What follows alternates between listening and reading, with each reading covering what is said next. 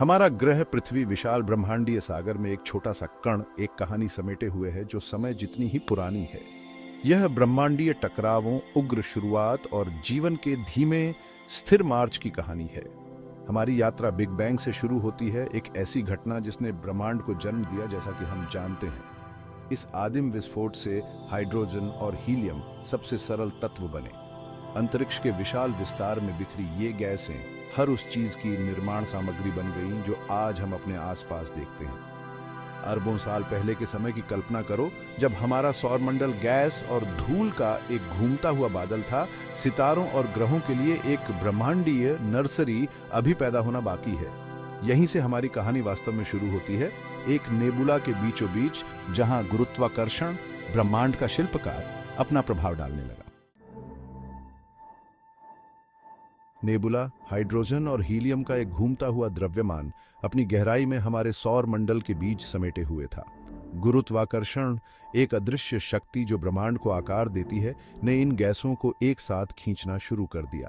जैसे ही बादल सिकुड़ा, ये तेजी से घूमने लगा, जैसे कोई फिगर स्केटर अपनी बाहों को अंदर खींच रहा हो। इस घूमते हुए बवंडर के केंद्र में तापमान और दबाव बढ़ गया। फिर प्रकाश और ऊर्जा की एक शानदार चमक में एक तारे का जन्म हुआ, हमारा अपना सूर्य। सूर्य के विशाल गुरुत्वाकर्षण ने आसपास की अधिकांश गैस और धूल को अपनी ओर खींच लिया, लेकिन उनमें से कुछ बनी रही, जो हमारे नवजात तारे के चारों ओर एक विशाल डिस्क में घूम रही थी। ब्रह्मांडीय मलबे का यह चक्र, एक अराजक लेकिन सुंदर गंदगी, अंततः हमारे अपने पृथ्वी सहित ग्रहों को जन्म देगा। प्रारंभिक पृथ्वी की कल्पना करो। आज हम जिस नीले और हरे रंग के नखलिस्तान को जानते हैं, वह नहीं, बल्कि चट्टान की एक उग्र पिघली हुई गेंद, जो सौर मंडल के गठन से बचे हुए क्षुद्र ग्रहों और धूमकेतुओं द्वारा लगातार बमबारी करती है। यह काल, जिसे हेडियन ईओनन के रूप में जाना जाता है, तीव्र गर्मी और निरंतर उथल पुथल का समय था। जैसे ही पृथ्वी ठंडी हुई, लोहा और निकल जैसे भारी तत्व केंद्र की ओर डूब गए, जिससे हमारे ग्रह का कोर बना। सिलिकॉन और ऑक्सीजन जैसे हल्के तत्व सतह पर आ गए, जिससे पृथ्वी की पपड़ी बनी। भेदभाव की यह प्रक्रिया हमारे ग्रह के विकास के लिए महत्वपूर्ण थी, जिससे आज हम जिस स्तरित संरचना को देखते हैं, उसका निर्माण हुआ। प्रारंभिक सौर मंडल एक अराजक जगह थी, जिसमें ग्रह बनते थे और सृजन और विनाश के ब्रह्मांडीय नृत्य में टकराते थे। प्रारंभिक पृथ्वी और मंगल के आकार की वस्तु के बीच इस तरह की एक टक्कर का हमारे ग्रह के भविष्य पर गहरा प्रभाव पड़ेगा। यह प्रभाव इतना शक्तिशाली था कि इसने पृथ्वी की सतह को पिघला दिया होगा, जिससे अंतरिक्ष में भारी मात्रा में मलबा निकल गया। पृथ्वी के गुरुत्वाकर्षण खिंचाव में पकड़ा गया यह मलबा समय के साथ आपस में मिलकर हमारा चंद्रमा बन गया। चंद्रमा के गुरुत्वाकर्षण प्रभाव ने पृथ्वी के घूर्णन को स्थिर करने में मदद की, हमारे ग्रह के अक्ष में जंगली झूलों को रोकने और जीवन को विकसित करने के लिए अधिक स्थिर वातावरण बनाया।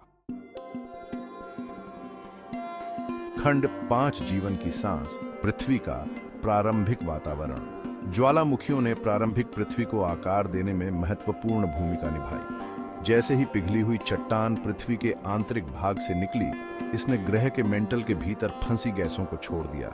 लाखों वर्षों में हुए इस प्रवाह ने पृथ्वी के प्रारंभिक वातावरण का निर्माण किया।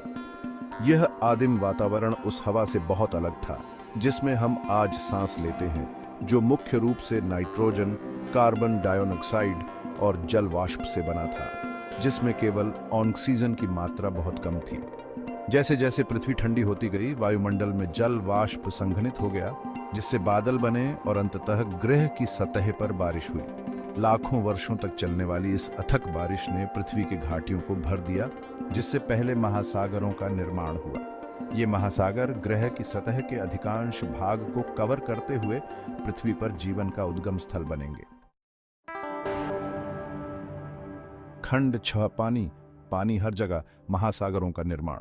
पानी से ढकी दुनिया की कल्पना करो, एक विशाल आपस में जुड़ा हुआ महासागर जो ध्रुव से ध्रुव तक फैला हुआ है।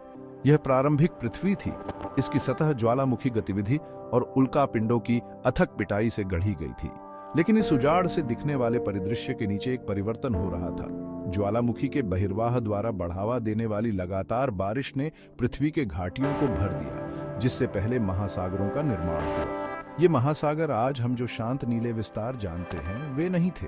वे गर्म, अम्लीय थे और ज्वालामुखी गतिविधि द्वारा लगातार मथते रहते थे। लेकिन इन कठोर परिस्थितियों के बावजूद महासागरों ने जीवन के उद्भव की कुंजी को धारण किया। खंड 7, जीवन के निर्माण खंड। प्रारंभिक महासागर सिर्फ पानी से कहीं अधिक थे। वे एक रासायनिक सूप थे जो घुले हुए खनिजों और कार्बनिक अणुओं से भरपूर थे। जीवन के ये निर्माण खंड अणु विभिन्न स्रोतों से आए हैं।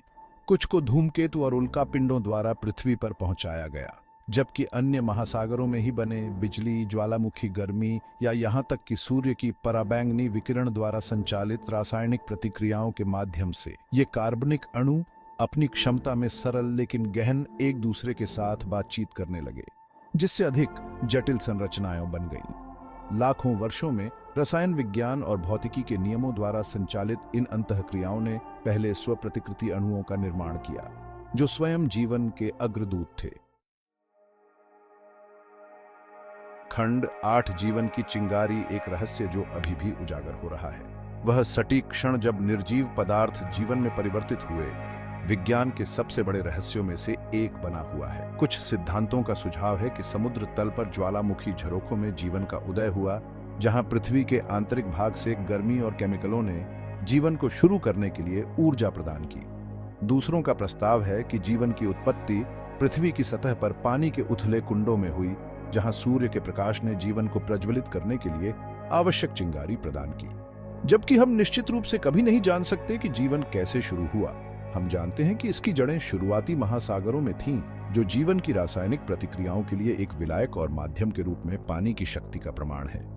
इन विनम्र शुरुआत से जीवन विकसित होगा और विविधतापूर्ण होगा, अंततः हमारे ग्रह के हर कोने में उपनिवेश स्थापित करेगा। खंड 9, एकल कोशिकाओं से जटिल जीवों तक जीवन का विकास होता है। पहले जीवन रूप सरल एकल कोशिका वाले जीव थे जो बैक्टीरिया के समान थे। प्रारंभिक पृथ्वी की कठोर परिस्थितियों में पनपने वाले ये शुरुआती रोगाणु अपने पर्यावरण में केमिकलों से ऊर्जा निकालने में सक्षम थे, एक ऐसी प्रक्रिया जिसे रसायन संश्लेषण के रूप में जाना जाता है।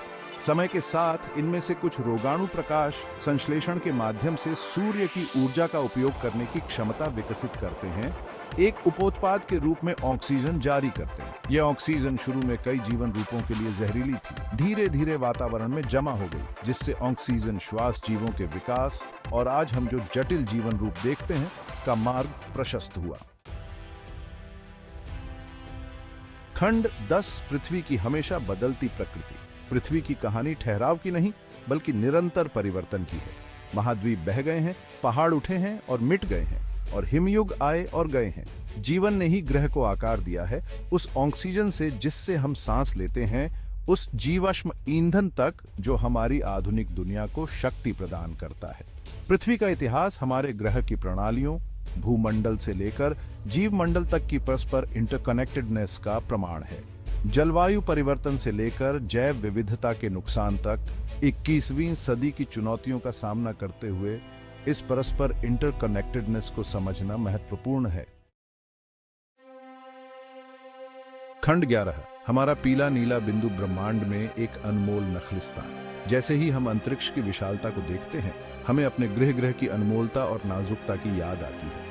ब्रह्मांडीय शून्य में लटका हुआ एक हल्का नीला बिंदु, पृथ्वी एकमात्र ऐसा स्थान है जहां हम जीवन को जानते हैं। बिग बैंग से लेकर आज तक की हमारी यात्रा ब्रह्मांडीय संयोगों और उल्लेखनीय परिवर्तनों की कहानी है। यह एक ऐसी कहानी है जो हमें विस्मय और आश्चर्य से भर देती है, लेकिन साथ ही आने वाली पीढ़ियों के लिए इस हल्के नीले बिंदु हमारे एकमात्र घर की रक्षा और संरक्षण करने की जिम्मेदारी का भाव भी देती है।